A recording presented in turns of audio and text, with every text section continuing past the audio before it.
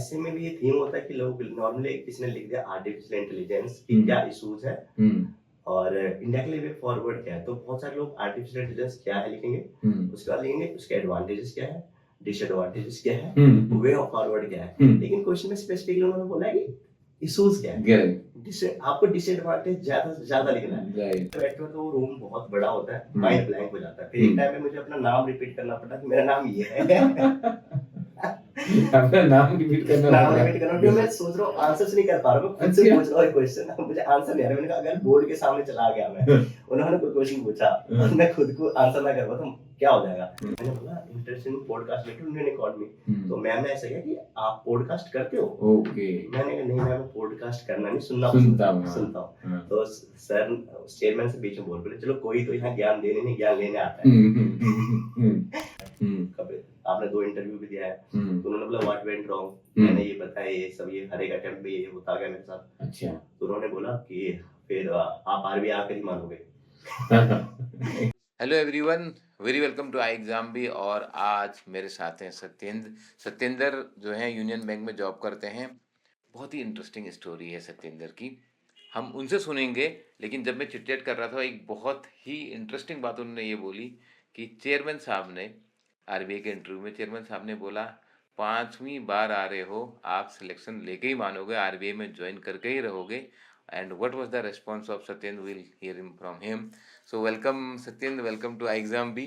Thank you sir. Many congratulations. Thank you sir. बहुत अच्छा लगा क्योंकि हमने जब मॉक इंटरव्यू में बात करी थी तभी बहुत डिटेल बात हुई थी, but I would like to hear the entire story. फिर हम आएंगे जो चेयरमैन साहब ने बोला आपको इंटरव्यू में, किस तरीके से आपने शुरुआत करी, बिकॉज आप बैंक ऑफिसर रहे हो, आपका ऑलमोस्ट 5 ईयर का वर्क एक्सपीरियंस हो गया है, पहले आपने बैंक पीओ की भी तैयारी करी होगी, you have scored very high also in cat.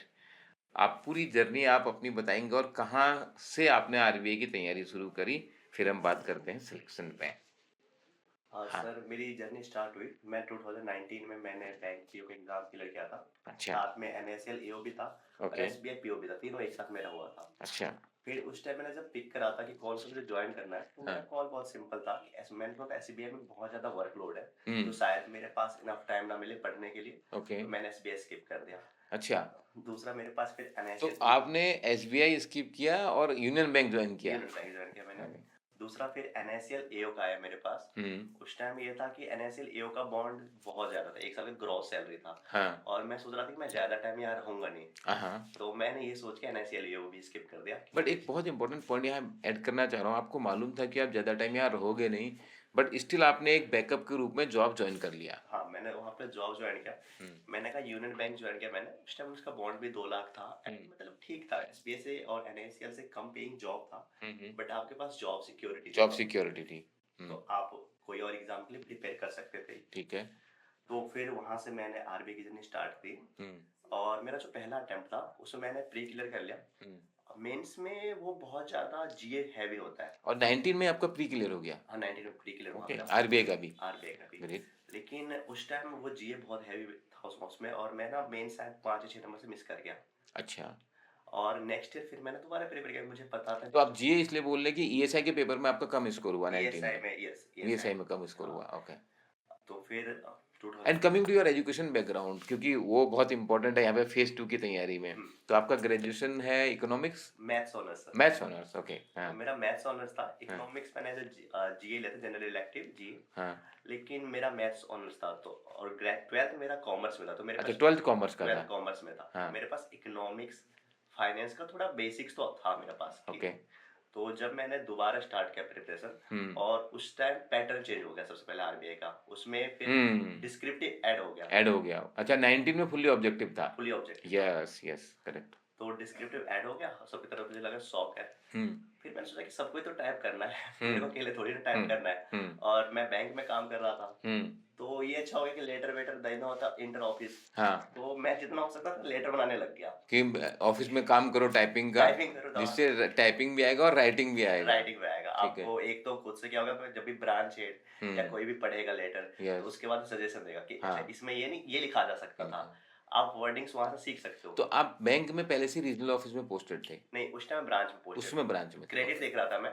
तो क्रेडिट में आपके पास ऑप्शन होता है कि आप प्रपोजल ड्राफ्ट करते हो, हाँ ब्रांच में भी, हाँ हाँ रिटेल हो गया, हाँ एमएसएमई हो गया, तो मैं प्रपोजल ड्राफ्ट करता था। हम्म तो बहुत सारे लोग छोटे छोटे प्रपोजल ड्राफ्ट करते थे, मैंने सोचा कि प्रपोजल में मैं भर के लिखूंगा, जिससे इस कि मेरी राइटिंग राइटिंग की हैबिट आएगी और टाइपिंग भी होती रहेगी। टाइपिंग हो जाएगी। ठीक है। तो पहला चीज होगा मेरी टाइपिंग इनहेंस हो गई वहां से, कि मैं हम्म प्रपोजल से बहुत चीज लिखता था, हाँ एक चीज बार बार लिखता था, कॉपी पेस्ट यूज नहीं करता था। ओके कॉपी पेस्ट में ये होगा कि कॉपी पेस्ट तो आरबीआई में अलाउड नहीं है। यस तो मैंने कहा टाइम भले लगे, धीरे धीरे मेरी टाइपिंग इंप्रूव हो जाएगी, हाँ और उसका फायदा हुआ, मेरा टाइपिंग इंप्रूव हो गया। ओके मैंने प्री भी क्लियर किया, मेंस भी क्लियर किया। हाँ आप सिर्फ इंटरव्यू की बात है, और मैंने वहाँ पे इंटरव्यू बहुत हल्का ले लिया मेरे हिसाब से। मैंने ओ तो आपका 20 में बोल रहे हो कि दोनों हो गया? दोनों हो गया, ओके आप इंटरव्यू में पहुंच गए हो इंटरव्यू में पहुंच एंड गया। You are working in Union Bank of Union India. Bank. Good. हाँ अच्छा प्रोफाइल है।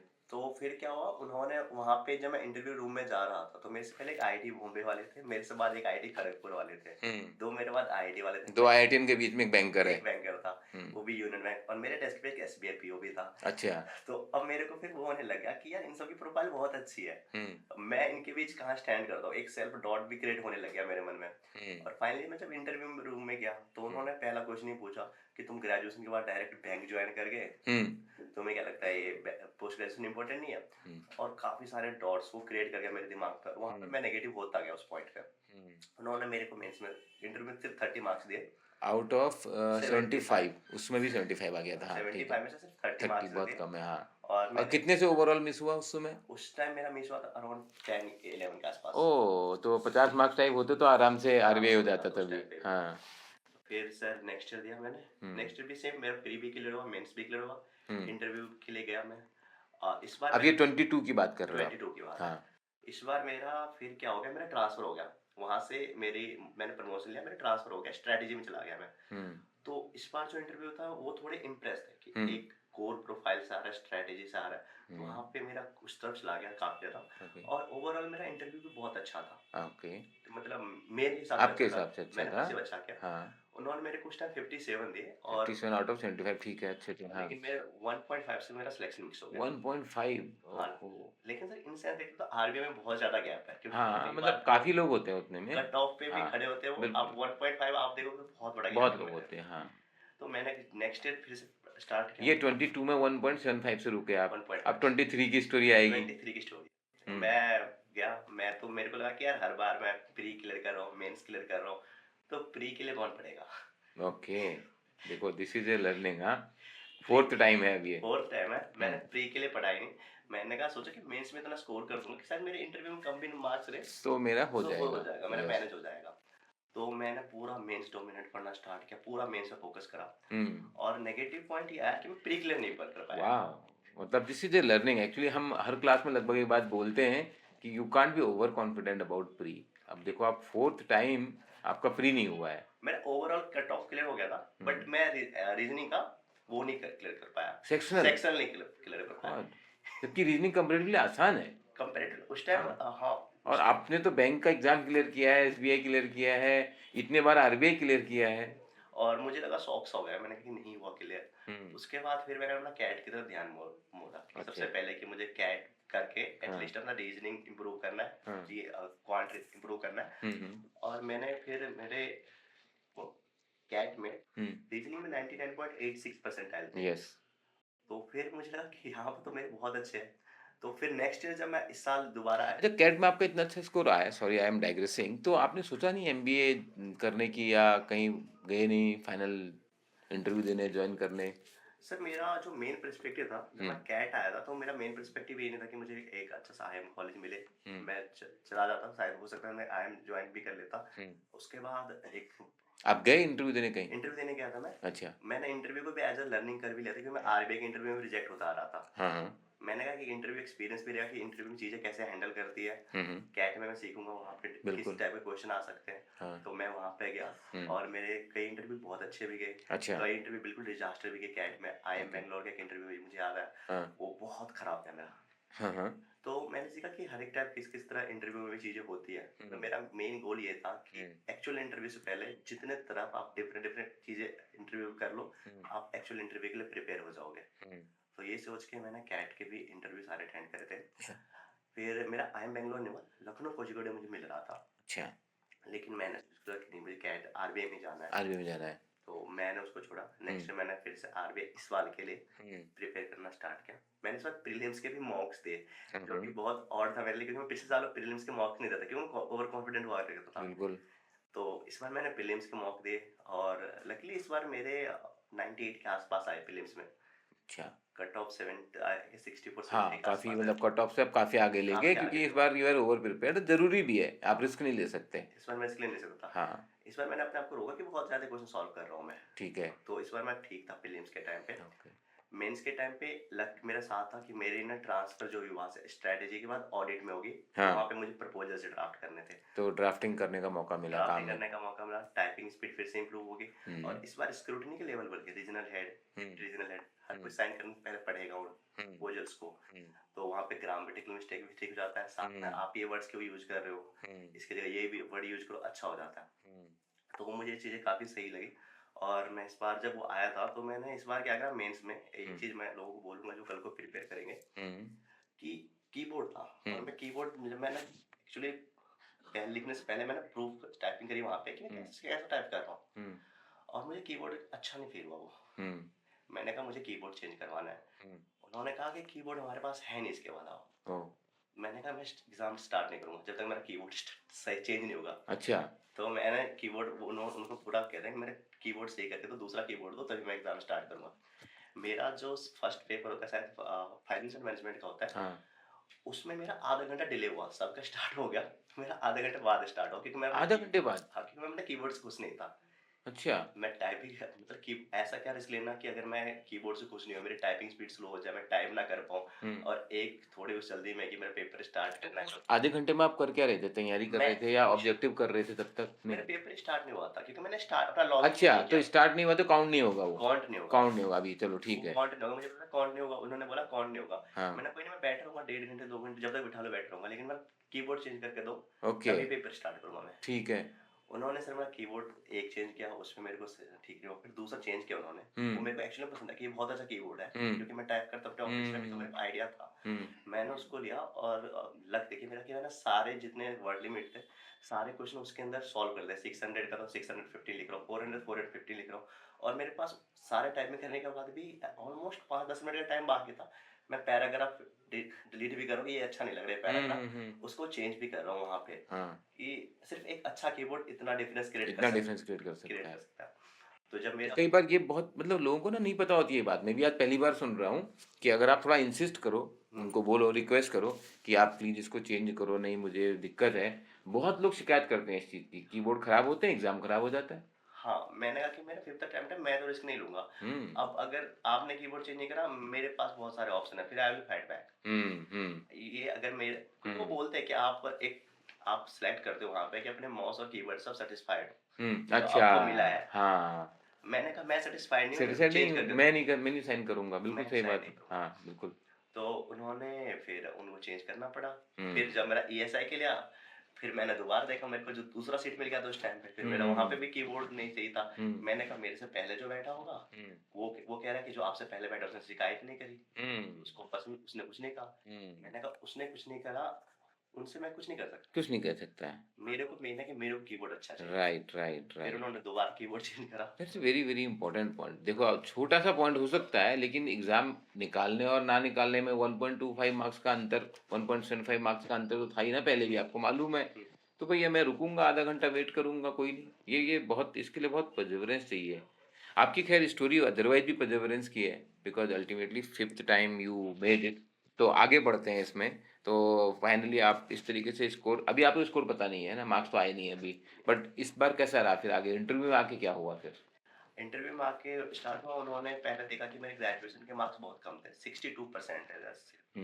60 कट ऑफ होता है। तो हाँ। चेयरमैन सर ने स्टार्ट किया कि आपके 12th में बहुत अच्छे मार्क्स थे, ग्रेजुएशन में आपका कम है, क्या पढ़ना बंद कर दिया था? मैंने कहा सर नहीं, मैं बच्चों को पढ़ाने लग गया था, तो अच्छा। कोचिंग देने लग गया था, तो मेरे पास टाइम कम थे। तो उन्होंने कहा कि ऐसे खुद तो पढ़ते नहीं थे, दूसरों आप को बच्चों को पढ़ा रहे थे। हाँ, हाँ, तो वो थोड़ा मुझे लगा कि वो थोड़ा जोक कर रहे हैं, मजाक कर रहे हैं। मैंने कहा कि सर मैं तो बिलीव करता हूँ मैंने अच्छा पढ़ाया हूँ। हाँ, हाँ, हाँ, अब ये मेरा बिलीव है। तो उसने कहा ठीक है, उन्होंने कहा ठीक है कि आपका ये कौन सा अटेम्प्ट है वगैरह, तो देखा उस पे, उन्होंने कहा 5th अटेम्प्ट है, कभी आपने 2 इंटरव्यू भी दिया है, तो उन्होंने बोला व्हाट वेंट रॉन्ग, मैंने ये बताया ये सब, ये हर एक अटेम्प्ट में ये होता गया मेरे साथ। अच्छा। तो उन्होंने बोला कि फिर आप आरबी आकर ही मानोगे। इंटरेस्टिंग था। Sir yes. मैंने वहाँ उसके आगे कुछ ऐड ऑन नहीं किया, मैंने कहा yes sir. Because I think this is a statement कि आप आरबीआई आके मानोगे, और वो देख रहे हैं कि ये बंदा बार बार आ रहा है, बार बार आ रहा है, 5th टाइम ये आरबीआई का एग्जाम दे रहा है। तो मतलब एक्चुअली 6th अटेम्प्ट है ना मैक्सिमम, 6 अटेम्प्ट है आई गेस। हाँ हाँ, तो तो लास्ट पे हाँ, तो मैंने कि यस सर ही आके मानूंगा, ठीक है। उन्होंने उस वाले पॉइंट को देखा, मेरे डिसीजंस देखे कि आपने कैट में इतने लाए, आप चले जाते एमबीए के लिए। मैंने कहा कि नहीं सर, बट मेरा गोल तो उस टाइम आरबीआई था ना, मैं चाहता तो कुछ और लाइन में कुछ और भी बेटर कर सकता था, बट जिस चीज के लिए मैंने 4 ईयर डेडिकेट किया है,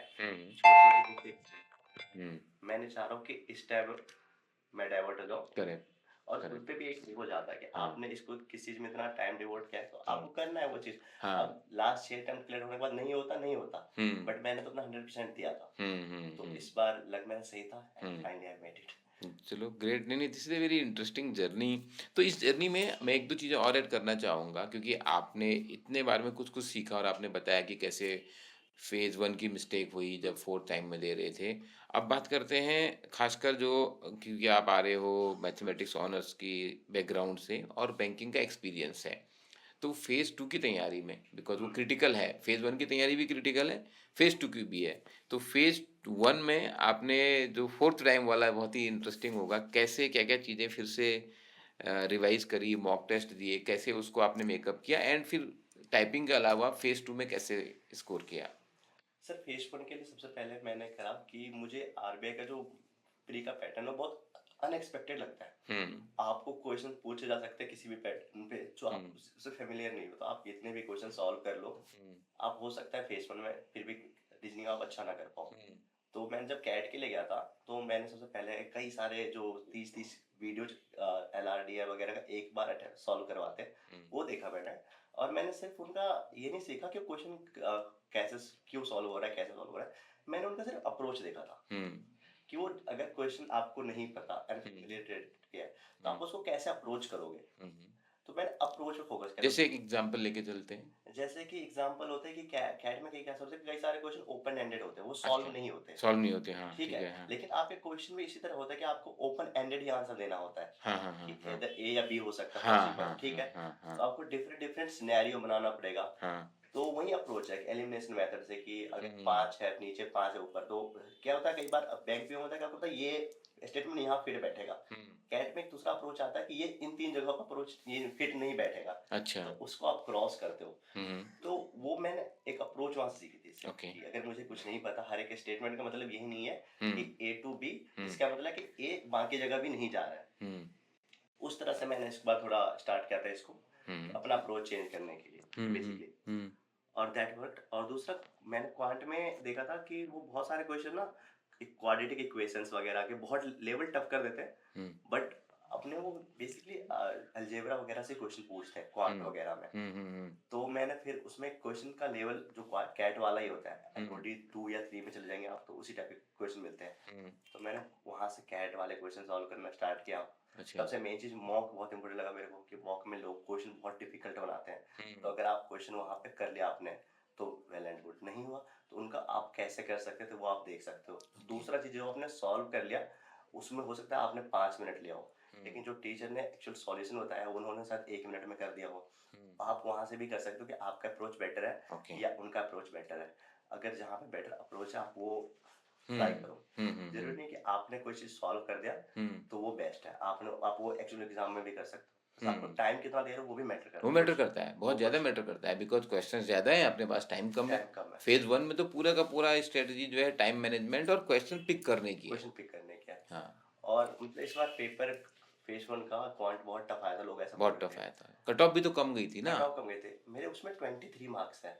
क्वांट में? क्वांट में ओह तो ग्रेट। मैंने 23 मार्क्स थे, क्योंकि मैंने वहां पे क्वेश्चन भी पिक करे। हाँ। और वो कैट वाला अप्रोच भी लगाया। हाँ ठीक है यार, इसको और कैसे इजीली सॉल्व कर सकते हैं। मतलब I think your may be highest among the highest 23 out of 30, तो बहुत ज्यादा मार्क्स से कट ऑफ था। आई थिंक 4.5 4.5 इतने का। हाँ, तो 23 कर लिया 25 मिनट में ना?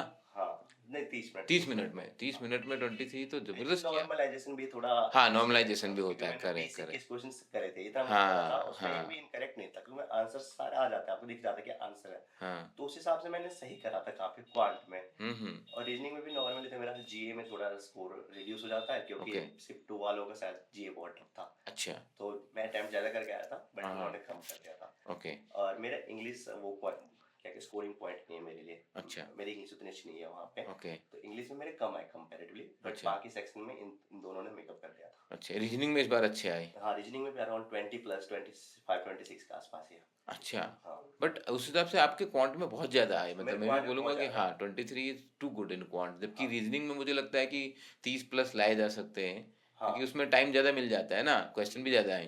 क्वेश्चन भी आप रीजनिंग में क्या होता है ना, कभी कभी आप पजल्स में जाते हो, फिर हम्म आप टाइम बहुत वहां पे दे आते हो। हम्म एंड अगर आप नॉर्मली कोई गलत पजल पिक कर लिया आपने, हम्म। तो आपका बहुत टाइम चला जाएगा, आप यस सॉल्व नहीं कर सकते। Yes yes yes. क्वांट में क्या होता है कि आपको पता होता है कि आप इसे सॉल्व कर सकते हो या या नहीं कर सकते। राइट। अगर आप सॉल्व नहीं कर सकते तो आप नेक्स्ट पे मूव कर सकते हो। करेक्ट। रीजनिंग में मेन वही है कि आप पजल कौन सा पिक कर रहे हो। Yes yes. और जरूरी नहीं कि आपको इतने पजल पिक करने के आपको टॉप ही मारना, 60 हाँ 60 लाना है। हाँ आपको उतना लाना है कि आपका कट ऑफ क्लियर हो जाए, ओवरऑल कट ऑफ क्लियर हो जाए, हाँ। बस। तो आपने पजल पिकअप करी?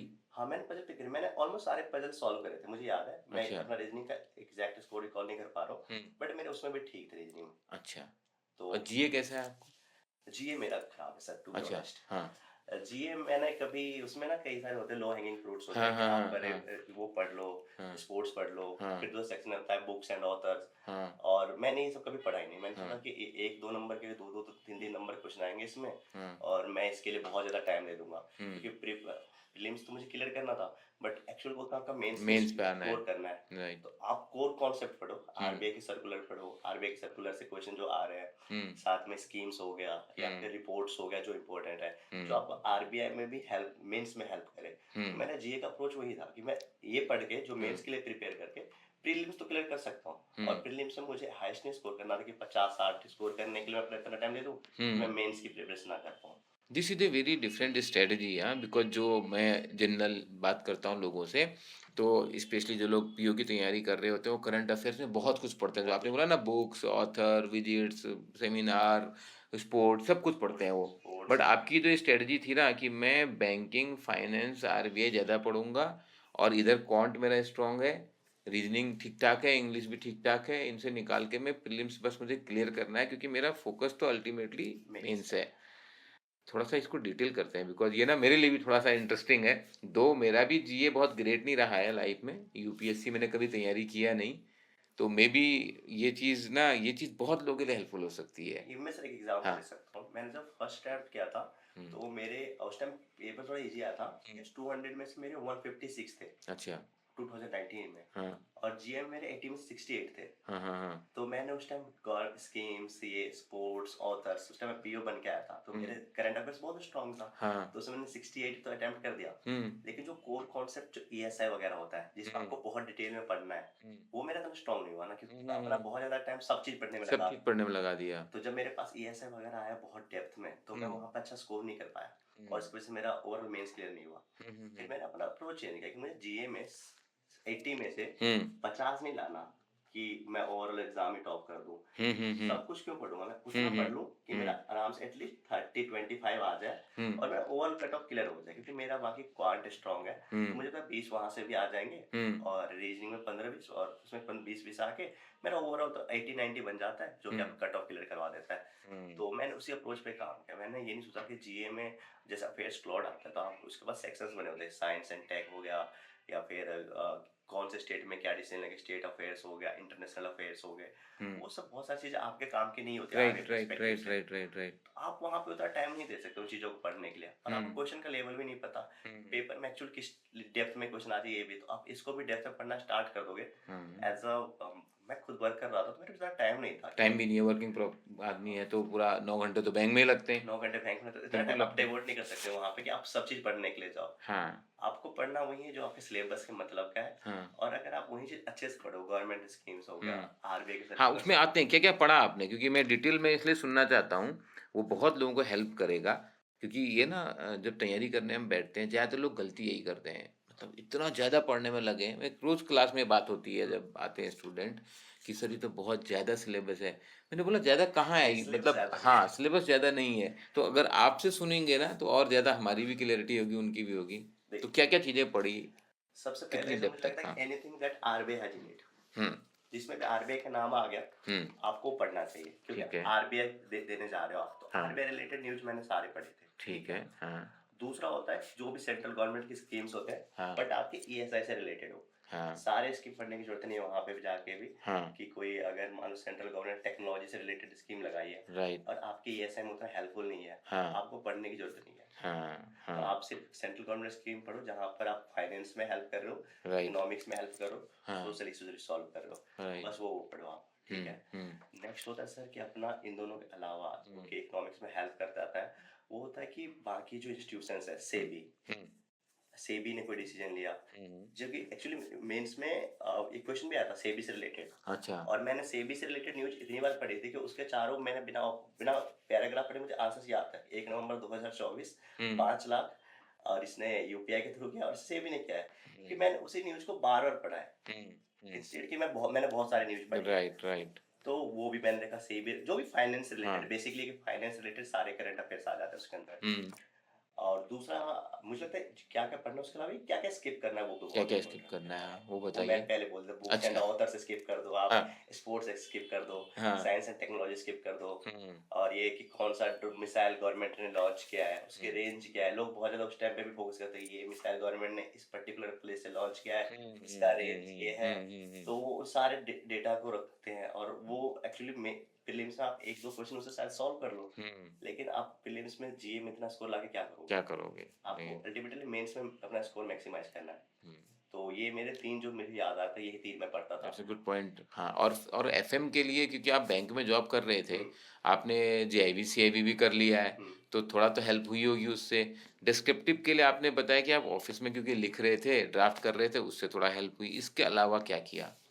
सर डिस्क्रिप्टिव में सबसे अच्छा स्कोप जो अभी आ चुका है चैट जीपीटी। हुँ, मैंने चैट जीपीटी का यूज़ मैं मुझे लगता है मैं बहुत अच्छे से करा। मैं अच्छा। क्या करता था, कोई भी क्वेश्चन चैट जीपीटी को मैंने बोला कि 15 प्रोबेबल टॉपिक्स दे दो। हुँ, 15 प्रोबेबल टॉपिक्स उठाए मैंने। हुँ, मैंने उसमें अपना आंसर लिखा। हुँ, चैट जीपीटी को बोला कि इसको रेट करो हुँ, आउट हुँ, ऑफ 30 या हुँ, 20 जो हुँ, भी है। चैट जीपीटी ने उसे रेट करा। हुँ, उसने मान लो 20 में से 18 नंबर दे दिया। हुँ, मैंने बोला 20 चेक कर। हुँ, जितनी गलतियाँ निकाल सकते निकालो। हुँ, फिर उसने 20 में से 12 कर दिया। हुँ, फिर मैंने बोला इस 12 को 20 कैसे बना सकते हैं? हाँ, तो उसने अपने एडवाइस दे दिए। अच्छा। तो फिर उसको मैंने एडवाइस सुन ली क्या-क्या है। हुँ, और फिर मैंने चैट जीपीटी को बोला अगर आपको लिखना हो तो आप कैसे लिखते हैं? हुँ, हुँ, हुँ, अपने थॉट से। हुँ, तो मतलब मुझे अपने लिखने में क्या-क्या इश्यूज वो भी पता चल गया। हुँ, कैसे एनहांस किया जा सकता है वो भी पता चल गया। हुँ, और साथ में ये भी होगा कि अगर कोई जिस बंदे को बहुत नॉलेज है, हुँ, वो कैसे लिखता है अप्रोच को। ओके, तो मैंने चैट जीपीटी यूज़ किया था। अच्छा। दूसरा ईएसआई का सर एक बहुत सिंपल पैटर्न है। उसमें हाँ, सेक्टर्स डिस्कस होते हैं। हाँ, हाँ, हाँ, फार्मर्स, हाँ, यूथ, हाँ, वुमन, हाँ, इस टाइप के क्वेश्चंस आते हैं। हाँ, हाँ, तो हाँ, मैंने चैट जीपीटी को ऐसे टोटल 25 सेक्टर बना लिए अपने। अच्छा, उसको मैंने बोला स्वॉट एनालिसिस कर दो, हाँ, वे फॉरवर्ड बता दो, हाँ, और लेटेस्ट डेटा दे दो इससे रिलेटेड। हाँ, तो मैंने क्वेश्चन नहीं प्रिपेयर किया था। हुँ, बस मैंने ये वो फार्मर से रिलेटेड ये इशूज है, ये इसके सॉल्यूशन है, ये अपॉर्चुनिटीज, ये थ्रेट है, इसका वे हुँ, फॉरवर्ड है। उससे रिलेटेड मेरे पास डेटा भी था। हुँ, तो अगर पेपर में जैसे क्वेश्चन आया वुमन लेड रूरल डेवलपमेंट, हुँ, तो मैंने वुमन एम्पावरमेंट के सारे डेटा कर रखे थे। हुँ, रूरल डेवलपमेंट के मैंने डेटा इकट्ठा कर रखे थे। हुँ, मेरे हुँ, पास रेडीमेड पॉइंट्स थे। हुँ, मुझे बस वहाँ पे लिखना था। मुझे हुँ, इतना सोचना नहीं था कि मेरे पास क्या डेटा में सोच के लिख सकता हूँ, करेक्ट, क्योंकि मैंने एक डेटा बार बार पढ़ा हुआ था। सेम उसमें क्वेश्चन आ गया कि डेमोग्राफिक डिविडेंड से रिलेटेड, तो वो भी एक सोशल सेक्टर में आ गया। उसको चैट जीपीटी ने बहुत अच्छे से बता दिया था, ये पॉइंट्स है, यस, आपको ये लिखना है। तो यस, अब वहाँ पर क्वेश्चन में आ गया कि इससे रिलेटेड इश्यूज क्या है हाँ, और क्या सॉल्यूशन है। तो उसमें से मैंने जो थ्रेड्स में देखा था, वो थ्रेड्स वाले सारे पॉइंट्स आ गए, हुँ, वे फॉरवर्ड आ गया। तो रेडीमेड पॉइंट्स से आपका एक तो टाइम बहुत बचा था सोचने पे, हुँ, ऊपर से आपने कुछ डेटा भी आप लिख पाते हो जो कि एग्जामिनर को लगता है हाँ ये चीज़ सही है, आपके पास डेटा पड़ा हुआ है इससे रिलेटेड। हुँ, तो मैंने वही करा था। मैंने ये नहीं ट्राई किया था कि मैं शायद 150-200 क्वेश्चन लिख लूँ। हुँ, वो पॉसिबल है, आप इतने सारे क्वेश्चन लिखोगे, वो हुँ, पॉसिबल नहीं है। आपको एटलीस्ट सेक्टर वाइज पता होना चाहिए कि या सेक्टर में क्या इशूज है। करेक्ट, तो करेक्ट, मैंने उस पर करेक्ट, फोकस किया था। दैट्स बेसिकली मेरा ये था very descriptive. Good approach. English आपने बोला वीक है, तो इंग्लिश में डिस्क्रिप्टिव के लिए कैसे मैनेज किया फिर? इंग्लिश में सर अगेन ऐसे लिखना था छः हाँ, छः सौ वर्ड का। हाँ, typing was not a problem. Typing typing तो आपने बोला ऑफ़िस में भी आप प्रैक्टिस कर रहे थे लगातार। हाँ, टाइपिंग हुँ, में इशू नहीं है, बस आप कंटेंट जो डाल रहे हो हुँ, उसके अंदर वो बहुत मैटर करता है। तो मैंने सेम अप्रोच लगाया, मैंने ऐसे लिखना स्टार्ट किया, चैटजीपीटी को ऐसे देना स्टार्ट किया कि ये भाई ये मेरा ऐसे है, इसको स्कोर करने का और उसको कैसे इंप्रूव कर सकते हैं। तो वो एक बहुत बोलता है कि स्टार्टिंग में ना आपको जैसे कोई वीडियो बना रहे हो, एक कैचिंग पॉइंट होता है जो आपका अटेंशन होल्ड कर लेता है। तो वो कैचिंग पॉइंट आप कैसे यूज कर सकते हो ताकि जो भी पढ़े उसको इंटरेस्ट आगे जाके। राइट। तो वही चीज चैटजीपीटी से मैंने सीखा कि हाँ। इस टाइप के कैचिंग पॉइंट बन सकते हैं। हाँ। जब भी क्वेश्चन आता था ऐसे में तो मेरा अप्रोच ये था, कैचिंग पॉइंट ढूंढ लूं मैं उसके बाद उस हिसाब से आगे फ्लो करो। ठीक है। दूसरा चीज जो एक मैंने सबसे इम्पोर्टेंट चीज सीखा था सर, वो ये था कि आपको क्वेश्चन में जो पूछा गया ना वो आंसर करो। हाँ, to the point to the answer, point. To the point answer. आपको बहुत सारा नॉलेज हो सकता है, राइट। आप लेकिन हर नॉलेज को उसमें डालने की ट्राई करोगे, वो उनके मतलब का नहीं है। नहीं है, करेक्ट करेक्ट। आप लिख तो बहुत ज्यादा दोगे, फिलोसफी से रिलेटेड, साइकोलॉजी से रिलेटेड, हाँ। बट एग्जाम में को नंबर उस पे देना है जो उसने बिल्कुल क्वेश्चन पूछा था। बिल्कुल। तो ऐसे में भी ये थीम होता है कि लोग नॉर्मली किसी ने लिख दिया आर्टिफिशियल इंटेलिजेंस की क्या इश्यूज है और इंडायरेक्टली भी फॉरवर्ड क्या है, तो बहुत सारे लोग आर्टिफिशियल इंटेलिजेंस क्या है लिखेंगे, उसके बाद लिखेंगे उसके एडवांटेजेस क्या है, डिसएडवांटेजेस क्या है, वे ऑफ फॉरवर्ड क्या है। लेकिन क्वेश्चन में स्पेसिफिकली उन्होंने बोला कि इश्यूज क्या है। राइट। आपको डिसएडवांटेज ज्यादा ज्यादा लिखना है। Right right. ठीक है, आप छोटा सा इंट्रोडक्शन आर्टिफिशियल इंटेलिजेंस का उसमें एक दो करते हैं, हमारी लाइफ सिंपल बना दी, बढ़िया, बस वहाँ खत्म हो गया। करेक्ट। वहाँ पे इतना लंबा पैराग्राफ एडवांटेजेस का आप लिख के आओगे, हाँ, वो कोई मार्क्स वो पूछा ही नहीं है उसने, और आपके पास 300 वर्ड्स ही हैं लिखने के लिए। हाँ। अब आपने 50 वर्ड्स उधर खराब कर दिए अपने, और टाइम भी खराब कर दिया। बिल्कुल। तो कोई आपके लिए स्कोर ऐड नहीं कर रहा है। तो मैं बता रहा हूँ, बल्कि कई बार ना नेगेटिव जाता है उससे। उससे पता है क्या, जिसको हम बोलते हैं कम्युनिकेशन में लिसनिंग प्रॉब्लम। हाँ। मतलब you have not understood the question properly. I asked you what are the challenges, what are the issues, you are telling me advantages. वो ठीक है, अभी मैंने जो पूछा उसकी बात करते हैं ना। वो तो हाँ। मुझे लगा कि मुझे वो चीज करना है, तो मैंने अभी जैसे कि उसका वो क्वेश्चन था क्या मेंटल हेल्थ के ऊपर क्वेश्चन था, वर्क प्लेस में कैसे इंप्रूव कर सकते थे। हाँ। तो मैंने स्टार्टिंग में मेंटल हेल्थ लिखा, उसके कैसे ये हमारे लिए हेल्थ इज वेल्थ वाला कॉन्सेप्ट में इंप्रूव कर सकता है। उसके बाद मैंने मेंटल हेल्थ के ऐसे फायदे गिनाने स्टार्ट नहीं किए मैंने। हाँ। मैंने वर्क फ्लोस पे सॉल्यूशंस मांगे, क्या क्या इंप्रूव, क्योंकि उसका क्वेश्चन है कि कैसे इंप्रूव कर सकते हैं। वो तो अच्छा है, जरूरी है, तो वो मान के ही चल रहा है। ये जो पिछली गलतियां करता था कि वर्ड्स फिलअप कराता था, हाँ, but to the point examiner ने क्या पूछा वो नहीं करना था। वो मेरे को इस बार रियलाइज हुआ कि मैं बहुत बड़ी गलती कर रहा हूँ, कि मुझे सिर्फ वर्ड्स लिखने नहीं है, वर्ड्स मतलब के भी लिखने हैं। राइट जो उन्होंने पूछा है। एक एक वर्ड जो है ना आपका, मतलब वो आपके पास प्रॉब्लम है, मतलब लिमिटेशन है टाइम की और स्पेस की। तो एक एक वर्ड चूज करके लिखना है। आपने कुछ फालतू लिख रहे हो तो नेगेटिव जा रहा है। तो मैंने ये अप्रोच करा था। प्रेसी के लिए भी सिंपल था। प्रेसी में आपको वो अंडरस्टैंडिंग से कर, आप कितना आप उसको अंडरस्टैंड कर पा रहे हो स्पेशलिस्ट को। तो बहुत सारे लोग क्या करते हैं कि प्रेसी में से एक एक लाइन उठाया, उसको सेम कॉपी पेस्ट कर दिया, बट उसमें थोड़ा क्या कहते हैं ग्रामेटिकल पैटर्न चेंज कर देंगे। वर्ड्स वो वही लिख रहे जो उन्होंने प्रेसी में लिखा था।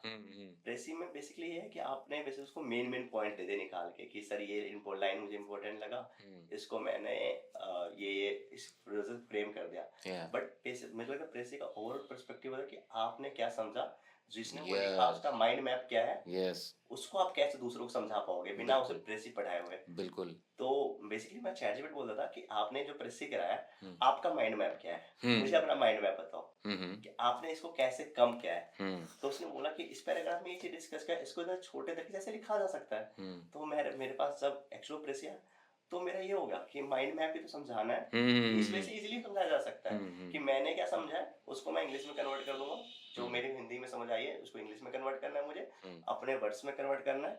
जरूरी नहीं मैं हर डेटा वहां से निकाल के, क्योंकि जो सीनियर लेवल पे आपको जिस्ट पढ़ना है, उसको डेटा नहीं पढ़ना उसको उतना डेटा नहीं पढ़ना। 9 आउट ऑफ 10 दे रहा हूं, वो मत उनको बस बता दो मेजॉरिटी है, इतना ही एनफ। करेक्ट। तो वो मैंने इस बार अप्रोच रखा था प्रेसी में भी।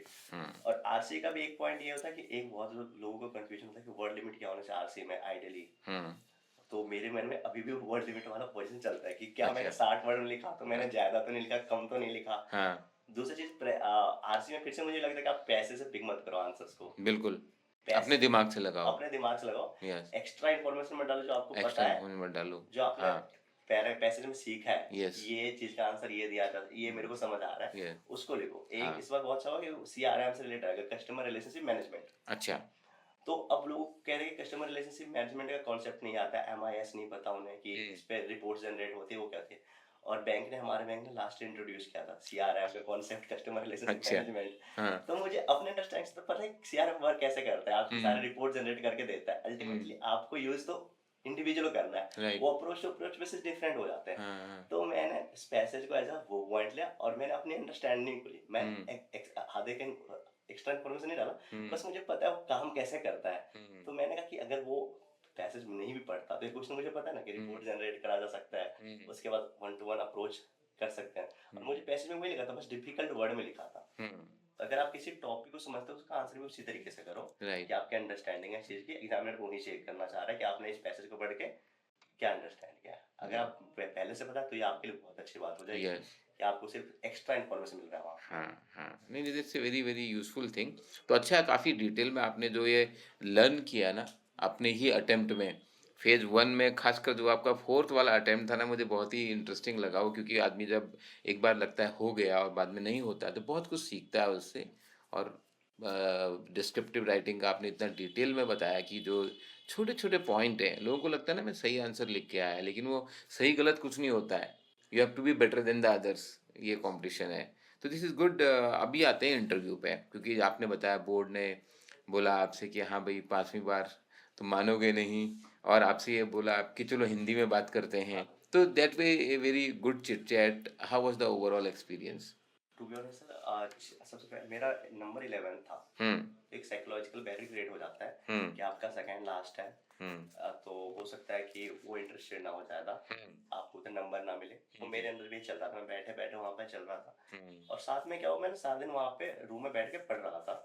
तो जब तक मेरा 8th इंटरव्यू तक लॉग बुक आया, तब तक मेरा माइंड ब्लैंक हो गया। इस बार आपके आगे पीछे IIT IIM वाले और थे इस बार इस बार भी थे, ठीक है। लेकिन मुझे पता था इस कि ठीक है, हाँ, और पिछली अब बार आप तैयार हो IIT गए वालों थे। का भी नहीं हुआ है, राइट। मुझे बस मेंस में अच्छा IIT करके आना वालों का हुआ भी है, नहीं हुआ है, कोई फर्क नहीं कोई फर्क पड़ता है, नहीं पड़ता, कोई हम फर्क सेम नहीं लेवल पे पड़ता। खड़े हैं, सबसे पहली बात तो ठीक बिल्कुल। है। हाँ। और हो सकता है हम बहुत आईटी वाले जाएंगे भी, हाँ, लेकिन पिछली बार बैंक वाले भी गए, इस बार भी बिल्कुल बैंक वाले जाएंगे। करेक्ट। तो बस मुझे उन बैंक वालों से एक होना था, राइट। मुझे आईआईटी आईएम से एक नहीं होना था, मुझे बैंक वालों से एक होना था कि जो हाँ। चाह रहा है। हाँ। तो सबसे पहले तो सर 8th तक बैठते वक्त तो वो रूम बहुत बड़ा होता है, माइंड ब्लैंक हो जाता है। फिर एक टाइम पे मुझे अपना नाम रिपीट करना पड़ा कि मेरा नाम ये है। अपना नाम रिपीट करना पड़ नाम रहा रिपीट है, करना, फिर मैं गजब। सोच रहा हूँ आंसर्स नहीं कर पा रहा हूँ, मैं खुद से अच्छा। पूछ रहा हूँ क्वेश्चन, मुझे आंसर नहीं आ रहा। मैंने कहा अगर बोर्ड के सामने चला गया मैं, उन्होंने कोई क्वेश्चन पूछा और मैं खुद को आंसर ना कर पाऊँ तो क्या हो जाएगा। तो मैंने चैट जीपीटी से वहां पे भी पूछा कि क्या करा जा सकता है। उन्होंने बोला कि ऐसा करो, आप अपना जो ब्लड सर्कुलेशन है उसको इम्प्रूव करो, ओके। तो आपका वो होगा। और मैंने वहां पे अपना हाथ सर जैसे एक्सरसाइज होता है नॉर्मली वो करना स्टार्ट किया, ब्लड अच्छा। सर्कुलेशन मेरा इम्प्रूव। वॉकिंग करा मैंने, थोड़ा हाथ वहां ऐसे घुमाया, अच्छा। तो थोड़ा ब्लड सर्कुलेशन हुआ और थोड़ा खाना बेटर फील हुआ। उसके बाद चैट जीपीटी ने बोला कि पढ़ना छोड़ के आप अपने आप पे ये इमेजिन करो जब बोर्ड रूम में बैठोगे तो उनके साथ क्या होगा, कैसा फील होगा। और मैंने उस टाइम सारा पॉजिटिव लेके बोर्ड रूम के साथ बैठ रहा हूँ, मैं उसको इस तरह आंसर कर रहा हूँ। फिर मैं फाइनली बोर्ड रूम में गया जब, तो सर तो सबसे पहले तो चेयरमैन सर बहुत ज्यादा ही डाउन टू अर्थ, तो बहुत ज्यादा अच्छे थे वो, जो उन्होंने स्टार्ट किया। फिर उन्होंने जो नेगेटिव पॉइंट भी बोलते कि तुम्हारे ग्रेजुएशन में कम नंबर है, तो उसको खुद ही वो जोक से खत्म कर देते, लाइट उसमें कर रहे थे। लाइट में कर रहे थे। हाँ। तो मुझे पता था कि जो चीज हो गया, अगर मेरे ग्रेजुएशन में कम नंबर है यस। तो उसको मैं क्या फिक्स करूंगा, कोई इसमें जस्टिफिकेशन कुछ नहीं है, आपको Correct. पता है कि आपका नंबर कम क्यों है। बिल्कुल और बिल्कुल अभी आप यहाँ पे हो तो ये भी आप दिखा सकते हैं 60 से भी लोग यहाँ तक आया जा सकता बिल्कुल। है। आपका ग्रोथ, आपका जो मतलब जो आपका क्लाइंब है, जो आपकी सक्सेस है कि आपने कम से शुरू किया लेकिन आज आप आगे बढ़ रहे हो, तो that is a success. That is success. हाँ। और उसको मैं दूसरों कंपैरिजन ज्यादा दिखा रहा हूँ कि यस। मेरे learning point growing point correct, बहुत बड़ा बेटर है। है। हाँ। तो मैंने वहीं से सर को बोला कि हाँ। सर था ये मेरे पढ़ाया था, मेरे पास टाइम नहीं था, हम्म। फिर मैंने ये करा। तो फिर उन्होंने खुद ही फिर जब कैट वाला पकड़ा तो उन्होंने कहा आप तो बहुत स्मार्ट हो, प्लस अच्छे परसेंटाइल आप तो मिल सकता था ABC। मैंने कहा सर आपने फर्स्ट चीज क्या पढ़ा, ग्रेजुएशन पॉइंट, मेरा ग्रेजुएशन मार्क्स बहुत कम है और अहमदाबाद के लिए मार्क्स बहुत इंपॉर्टेंट है। तो वो भी उन्होंने, मैंने Yes. उनको ही कॉल बैक किया, तो फिर उन्होंने कहा हाँ ठीक है, अंडरस्टैंड, लखनऊ ले लेते। फिर मैंने सोचा कि यहाँ पे अच्छा मौका है कि मैं आरबीआई में इंटरेस्टेड हूँ। यस। आरबीआई के दिखाने के लिए मेरा क्या एफिलिएशन है। मैंने कहा सर मैं एग्जीक्यूटिव एमबीए के लिए भी जा सकता हूँ, 5 साल का वर्क एक्सपीरियंस है। हाँ। बट मुझे अपना फुल जो एफर्ट के साथ जो ट्राई करना था वो आरबीआई करना आरबीआई था। आरबीआई करना था। तो उनको उन्होंने देखा कि हाँ ये आदमी डेडिकेटेड आरबीआई के लिए, चाहता भी आरबीआई में आना, परसिस्टेंट भी है। और कोई नहीं, ग्रेजुएशन में कम नंबर हो गए, लेकिन इतना तो हमारे एलिजिबिलिटी क्राइटेरिया से ऊपर है ये। Right, right, right. अच्छा, और बाकी मेंबर्स ने भी पूछा होगा, बैंकिंग का एक्सपीरियंस आपका वहाँ आया होगा कुछ ना कुछ हाँ, डिस्कशन में? बैंकिंग का एक्सपीरियंस आया। एक तो उन्होंने पूछा टाइप्स ऑफ ऑडिट्स बताओ, और मेरे मुंह से निकला आरबीआई ऑडिट। हुँ। तो उन्होंने पहला पूछा does RBI conduct audit.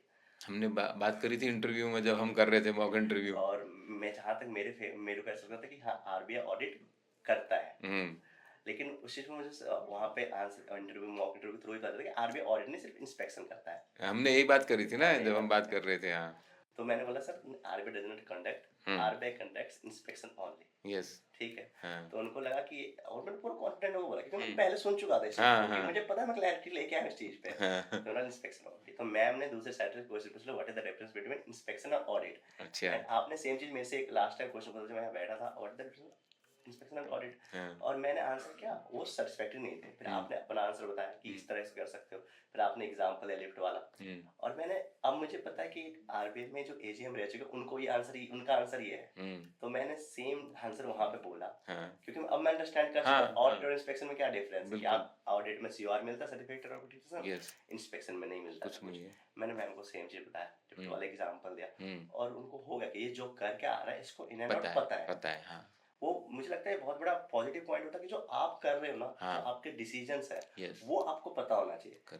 Knowledge, बाकी चीजों को नॉलेज हो सकता है कहीं कम हो या ज्यादा हो, बिल्कुल। किसी ने कम पढ़ा है, किसी ने ज्यादा पढ़ा है, वो बुक हो सकता है मैंने पढ़ी हो, मेरी फेवरेट हो, आपकी ना हो, बिल्कुल। लेकिन जो आप काम कर रोज रहे हो, रोज कर रहे हो, आप वहाँ पे वो नहीं कह सकते कि ये मेरे को नहीं आता यस, सर, ये मैंने नहीं पढ़ा है, हाँ, मैंने नहीं देखा है, राइट, क्योंकि आप रोज देख रहे हो उस चीज को, आप वहाँ पे कमी नहीं कर सकते। करेक्ट। तो सर उन्होंने स्टार्ट किया वहाँ से, सेम वो गए, फिर थोड़ा टेक्निकल भी गए। अच्छा।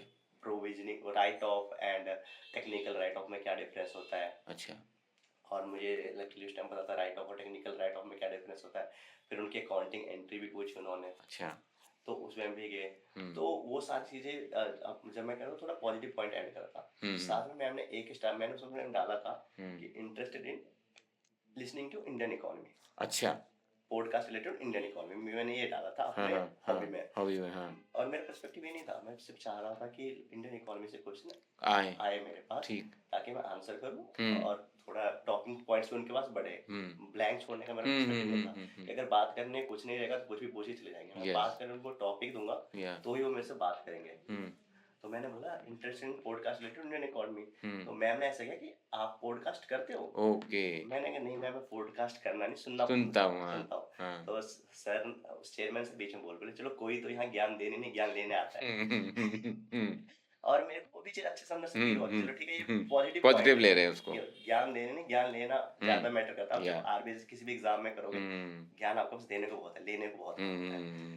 तो नेक्स्ट आता है सर, फिर उन्होंने क्वेश्चन पूछा what is your view of India's economy. और मैंने सर पॉजिटिव नोट पे ट्राई किया कि इंडिया इकोनॉमी मुझे बहुत पोटेंशियल लगता है ऐसे करके।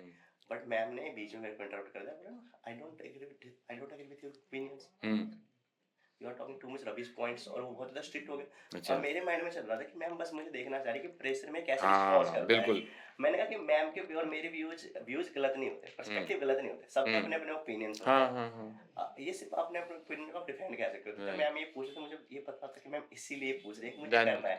मैंने अपने हार्ट को संभाला, मैंने नेगेटिव आंसर नहीं है, राइट, ये आप गलत नहीं बोल सकते। इंडिया इकोनॉमी में आप क्या सोचते हो, आप जो सोचते हो वही सोचते हो। तो मैंने मैम को फिर अपने काम करके दोबारा आंसर, तो मैम ने फिर से दोबारा करा। मैम थोड़ा और प्रेशर डालना चाह रही थी, नहीं तुम तो बोल रहे हो क्या क्या हो सकता है, मैं पूछ रहा हूँ क्या है, तुम्हें तो पता ही नहीं मैं क्या पूछ रही हूँ। फिर मैंने 1-2 मिनट का मोनोलॉग टाइप सोचा दिमाग में कि मैम ठीक है, आपके पॉइंट ऑफ व्यू अलग हो सकते हैं, आई विल टर्न कि इंडिया इकोनॉमी में इश्यूज है but it's not quite bad, अगर with right set of efforts it can be improved as well. तो फिर मैम ने स्माइल कर दिया। मैंने कहा ठीक है, मैं यहाँ पे पास हो गई, यहाँ मैं प्रेशर में मैं बाहर नहीं, ठीक है। क्योंकि कभी कभी होता है ना, मैंने फर्स्ट इंटरव्यू में ही गलती कर दी। उन्होंने क्वेश्चन बहुत सिंपल पूछा था इन फर्स्ट इंटरव्यू में कि आपने ग्रेजुएशन के बाद डायरेक्ट आप बैंक में क्यों आ गए, आपने पोस्ट ग्रेजुएशन क्यों नहीं करा। और मैं वहां पे डर गया कि कितना नेगेटिव रिमार्क्स है। बट वो एक्चुअली आपको ना एक क्वेश्चन जानबूझ के ऐसा पूछा जा रहा है जिसमें आप थोड़ा सा फंसो। हाँ, उन्हें कौन सा अगर पोस्ट ग्रेजुएशन लोग के चाहिए तो काहे को ग्रेजुएशन की उन्होंने क्वालिफिकेशन रखी है।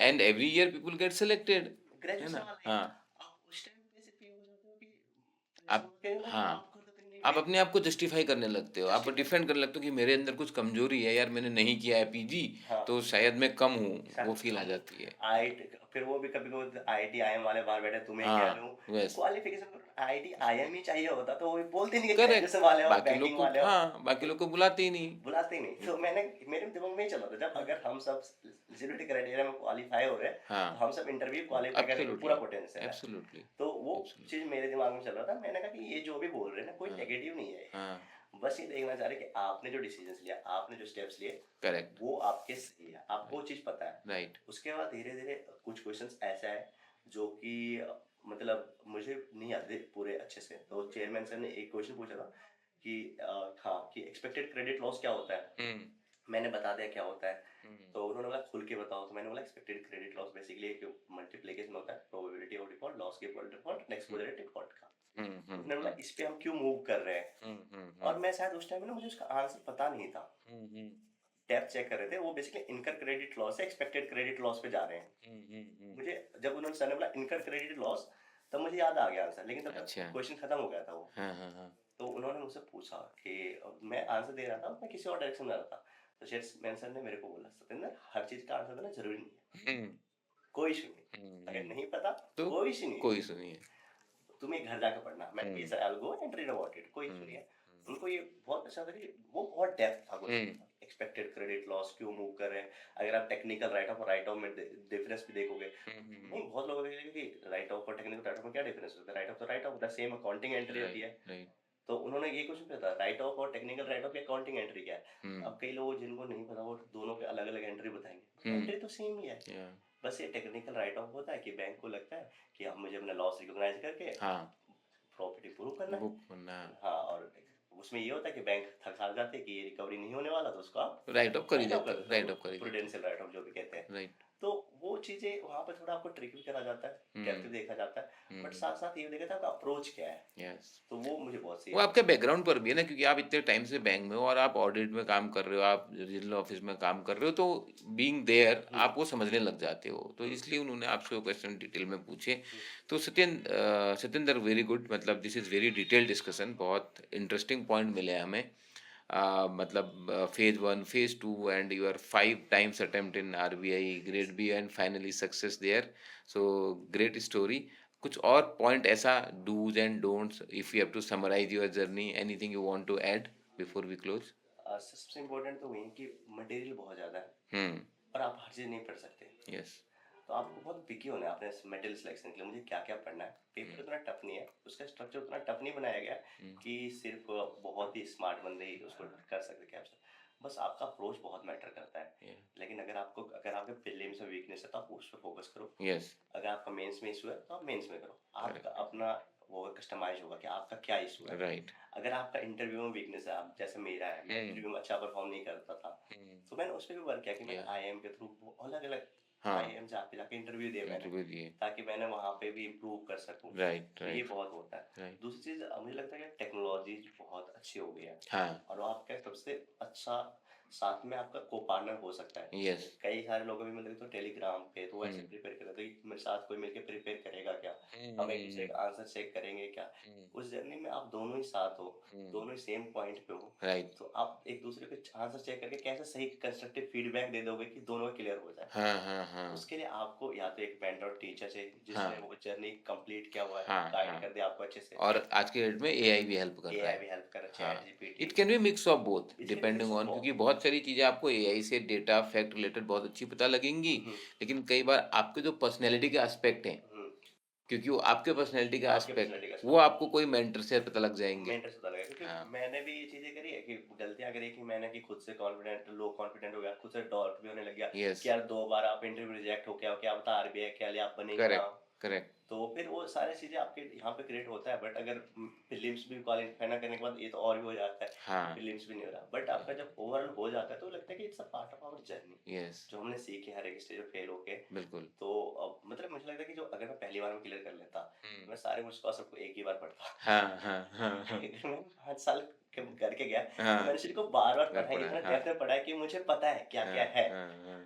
तो वो भी एक पॉजिटिव पॉइंट है, तो अगर कोई हाँ, नहीं हो पाया इस साल, तो इसका मतलब है you right, are not meant to be. नहीं नहीं बिल्कुल, जस्ट आप कर सकते हो, बस हाँ, आप you will have to believe. Yes, और दूसरी चीज, आप इतना टफ मत समझो, हम्म, उसको सिंप्लीफाई करो। हर चीज पढ़ना इंपॉर्टेंट नहीं है, हम्म, लेकिन जो आपके सिलेबस में लिखा हुआ है हम्म, उसको बेसिक्स क्लियर करो, ताकि आपको ये नहीं हो कि उससे क्वेश्चन आएंगे। बेसिक क्लियर करने से जरूरी नहीं कि क्वेश्चन आएंगे, बस आपको अपने ऊपर कॉन्फिडेंस रहेगा राइट, कि मेरे को ये राइट, चीजें आता है जो ये पूछ रहे सिलेबस में। करेक्ट, उसके बाद जब एक्चुअल पेपर हो सकता है, कुछ भी हो सकता है, लेकिन वो सबके लिए कुछ हो गया होगा। यस, तो आपका अप्रोच बहुत मैटर करेगा। बिल्कुल, और जो भी आप इन प्रोसेस पढ़ोगे, हर चीज मैटर करता है वहाँ पे। इंटरव्यू रूम में सब दिखते हैं वो लोग। और कभी अगर मुझे, मैं लास्ट के 2 बार सिलेक्शन नहीं हुआ मेरा, तो मैं खुद से भी, मुझे जस्टिफाइड था मैं, हाँ मैं डिजर्व नहीं कर रहा था उस टाइम पे, फर्स्ट टाइम मेरा नहीं हुआ। तो आप इंटरव्यूअर को ब्लेम नहीं कर सकते कि उन्होंने नहीं लिया उस टाइम पे। आप you have to just to be better, not yes, कि आपको नॉलेज बेटर होना चाहिए, आपके ओवरऑल पर्सनालिटी डेवलपमेंट भी बेटर होना चाहिए। Correct, journey. क्योंकि उसको मैं ऐसे समराइज करूँ ना, they are not there to reject you, but they are there to select the best candidate. किसी का रिजेक्शन नहीं होता है, कभी भी का रिजेक्शन को, दे आर नॉट डिस्क्रिमिनेटिंग और दे आर नॉट सेइंग कि ये बंदा अच्छा नहीं है। अमंग द लॉट जो बेस्ट लगा, उन्होंने इंटरव्यू में मार्क्स दिए, फिर आपके रिटर्न के मार्क्स के साथ क्लब हुए, जिसका ओवरऑल स्कोर बेटर आया उनको सिलेक्ट कर लिया गया है ना। या तो you have to improve and you have to bring your best. आपका टाइम आएगा, आपको 5th अटेम्प्ट लगे, कोई 2 में निकालता है, कोई 7 में निकालता है, मतलब कुछ कंसेशन भी मिलते हैं ना अगर कैटेगरी में है तो। हाँ, मिलते। 43 इयर्स ओल्ड है एक 35 ईयर तो मैंने भी किया है इंटरव्यू, सक्सेस स्टोरी, हाँ, तो सक्सेस स्टोरी किया है मैंने। ही success he is story। 35 year and he has experience of working in bank and a great profile. अच्छा नारसी मुंजी का पढ़ा हुए हैं और अभी आ जाएगा वीडियो थोड़े दिन में। अच्छा। तो है very good good profile, working in ICICI bank as a product manager, 7 years का एक्सपीरियंस भी है, तो closer to 35 years of age. I think उनका इंटरव्यू शायद मेरे साथ ही हो, मैं मिला था, एक आईसीआईसी बैंक में प्रोडक्ट मैनेजर भी थे। अच्छा, हो हो सकता सकता है है, मैं हाँ, हो उनका सकता है, हो सकता है। हाँ, बट वही है ना कि आपकी कोई जरूरत नहीं है आप करेक्ट 21 पे निकालो, करेक्ट करेक्ट, 27 पे नहीं यस, कुछ फर्क निकालोगे। नहीं, हर आदमी की अपनी जर्नी है, अपनी जर्नी अपनी आपको, जर्नी है, जब आप फेथ आ जाएगा, बिल्कुल, जब आपने आपको लगोगे कि हाँ मैं कर सकता हूँ चीज, या आपने बढ़िया से पढ़ ली, बोर्ड मेंबर के पास वो प्रेजेंट कर दी जो उन्हें चाहिए, या you are going to, correct कोई करेक्ट, सुने उसमें, आप एक इस बिल्कुल, बार होगा फिर नेक्स्ट ईयर कर सकता हूँ, कोई हाँ, दिक्कत नहीं। यस, मैं तो अपने से लर्न कर रहा हूँ कि हाँ, अगर मैं 4 बार फेल हो के भी 5वीं बार आ सकता हूँ, हाँ, तो मेरे से कम ही लोग कम फेल होते होंगे।